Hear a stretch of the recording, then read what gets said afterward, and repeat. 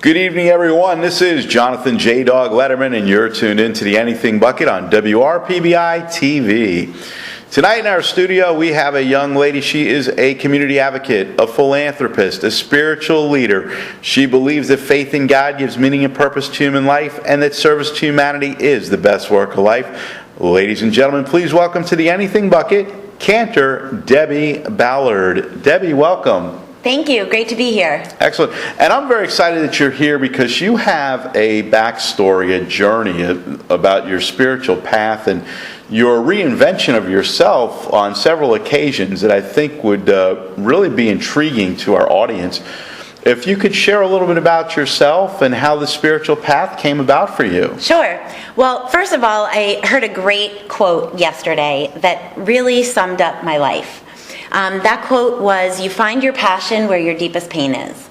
And I can definitely say that that has been the story of my life. Thankfully, it hasn't been too painful, but where there have been moments of pain, I have grown the most, and that has led me to where I am today. So a little briefly about the background. I grew up very involved in my Jewish community, loved Hebrew school, unlike many of my peers in school, loved my Hebrew school, loved Judaism, and I broke my parents' hearts when I came home in my 20s to tell them I was marrying a non-Jewish man. And they disowned me at the time. They wanted nothing to do with my marriage. And we struggled very hard to figure out how to incorporate Christian faith and the Jewish faith in a household and yet raise Jewish children, because he agreed to do that.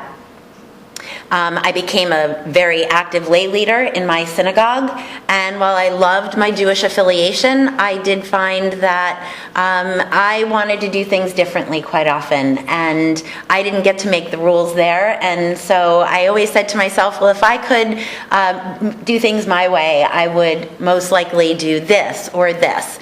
I was very unhappy with how congregations and communities welcomed and embraced interfaith families.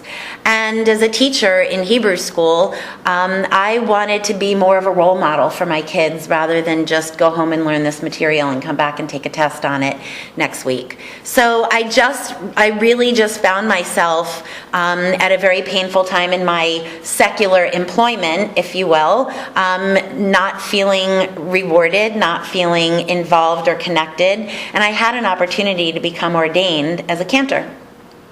I didn't necessarily know what I wanted to do with it at the time, but I went ahead and I did it, and I said, well, if it's meant to be, the universe will kind of bring me something back. And so 10 years later, after my ordination, here I am. I'm the spiritual leader of about 400 families in my community. I am fortunate enough to perform life cycle events around the world, weddings, bar mitzvahs, baby namings, memorials, and I launched my own Hebrew school 5 years ago with 5 students, and today we have over 100 students in our unaffiliated Hebrew school program. And that is phenomenal because you took your passion, you saw how you could solve some other people's pain, because Right. there's so many people out there that get tied into, I've got to be affiliated with the synagogue, I've got to go. And Right. they battle their inner selves, their inner divinity, where you basically say, hey, we're going to be at such and such a place, and come see us and come daven with Exactly. us, and everybody's welcome. And even though we're going to be utilizing the principles of Judaism, Correct. we're going to make sure that we put you in the right path for you to find your Correct. spirit and your inner divinity.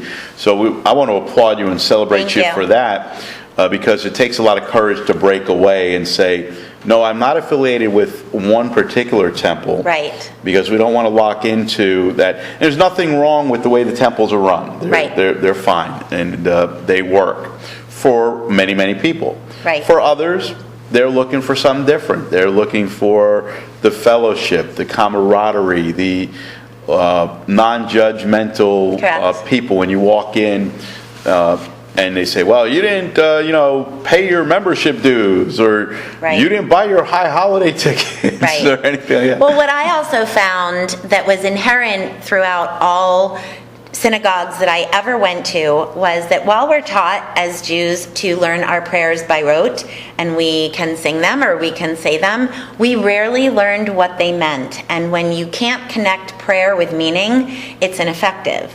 And I found that the most change in my life when I was able to really understand the prayers that I was saying and connect them and have them bring meaning and relevance to my life. And so this is one of the things that makes my services very different, is I'm very much a teacher.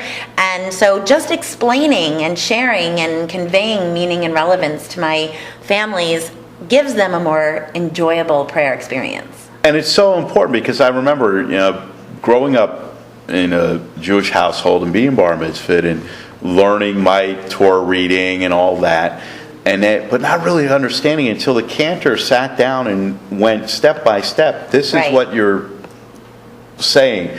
This is what you're speaking about when you're reading this Torah portion. Then it hit home. Right. And we'd like to get your input and insight on making the mind-body-soul connection, and also how people can get in connection with you to maybe come to one of your services. Sure. So the way that I began my entry into this market was believing that I could make a difference as a personal spiritual leader. So I thought of the idea in the middle of the night. I woke up, wrote it down, went back to sleep, and got up the next morning and bought the domain name. And it was mypersonalcantor.com. So that is my main website that kind of conveys who I am and what I do for people. There's also Education Station, and that is my Hebrew school, my unaffiliated Hebrew school program. So there's a couple of different ways. Fantastic. We want to thank you for being here on the Anything Bucket, and if you could leave the audience with one positive message for this evening, what would it be? To listen.